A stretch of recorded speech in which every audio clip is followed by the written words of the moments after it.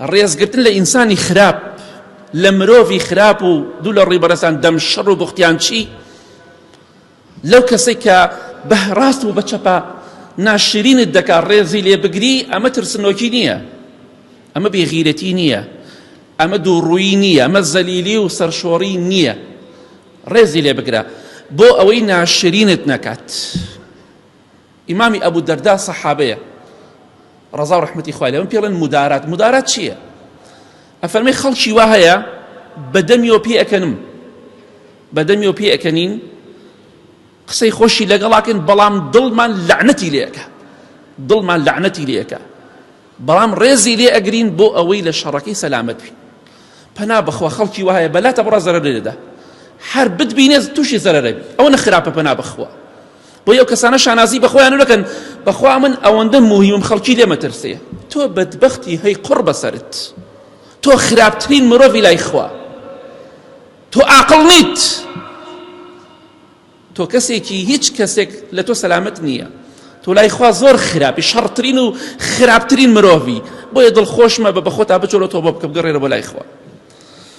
لە حەدیثێکی صحیح جامع صغیرە تۆ خۆشەویستی خوا صلی الله عليه وسلم فەرمووی ذبوا بأموالكم عن أعراضكم.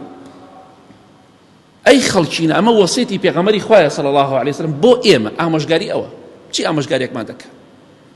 دوای ئەمەش تۆ دەڵی ئەمە زەلیلیە، ئەمە دووڕوویە. نە، دووڕووی زەلیلی نییە، ترسنۆکیش نییە، ئەمە پاراستنی شخصیەتی خۆتە. فەرمووی خۆشەویستی خوا صلی الله عليه وسلم بە ماڵتان، بە پارەتان، بە سەروەت و سامانتان شەرەف و ناموس و کەرامەت و ڕێز و شخصیەتی خۆتان بپارێزن بە پارەکانتان، بەو پارەی کە لە گیرفانتان و هەتانە. وتیان ئەی پێغەمبەری خوا صلی الله عليه وسلم، چۆن بە پارە، بە سەروەت و سامان شخصیەت و حرمەت و ڕێزی خۆمان بپارێزین، شەرەف و ناموس و کەرامەتی خۆمان بپارێزین؟ فەرمووی یعطی الشاعر ومن تخافون من لیسانی. ئەگەر پارەتان هەبوو پارە بدەن بە هەنێک کەس، ئەمە ترسنۆکی نییە. پێغەمبەری خوا فەرمێ صلی الله عليه وسلم چێ بە کەس چی کەسێک؟ ئەفەرمێ شاعیر، جاران شاعیر هەبوو، شاعیر ئێستا شاعیر بۆ شێوە زۆر نەماوە. شاعیر هەبوو کەسێک دەی فڵان کەس ئەوەنە پارە بۆ تۆ، فڵان کەسم بۆ ئاوا لێ بکە، کۆمەڵە قسەی ناخۆش بەرامبەری کە، دوو لە ڕێبەرەستان سووکی کە، ناشرینی کە، ئەوەنە پارە بۆ تۆ.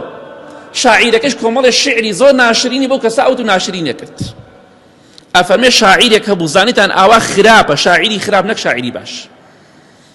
کەسێ شاعیرێکی خراپ بوو پارەی بەنێ بۆی لە شەڕی سەلامەت بیانی، کۆمەڵی شعرت بۆ نووسێ، ئەو شعرە لای خەڵکی هەر ئەمێنێتەوە دەساوتە سەڕا و کۆتایی پێ نایە، ناشرین تەکە.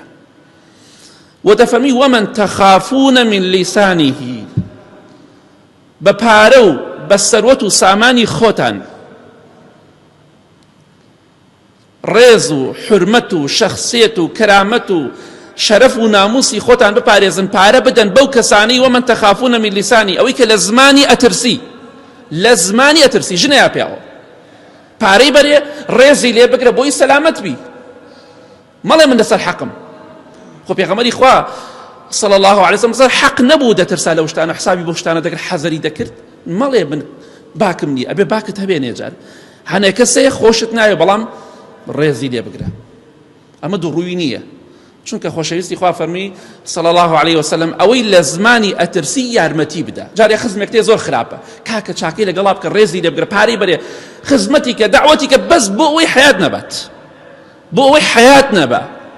چونکە دەیبا بەخوا کێشەکە ئەوەیە ئێستا لێوە شێتێک بێت، شێتێک لەسەر ئەو جادەیە بێ، بێتە ژوورەوە، یا سەرخۆشێک بێتە ژوورەوە بە ڕووکاتە من بڵێ من 200,000 لە من دزیوە، زۆربەتان باوەڕەکەن. کاکە و کابرا شێتە یا سەرخۆشە بۆ باوەڕەکەن یەکسەر، بۆیە مەڵێ فڵان کەس پیاوێکی بەش بێ شەخسیەتە، شێتێ سەرخۆشێ، بوختیانێکت بۆ بکە، لانی هەنێک کەس باوەڕکات، چونکە یەکسەر بوختیانەکە قبوڵەکات، لەخوا ناترسێت، لێی ناکۆڵێتەوە. ئەوە کێشەی خەڵکە.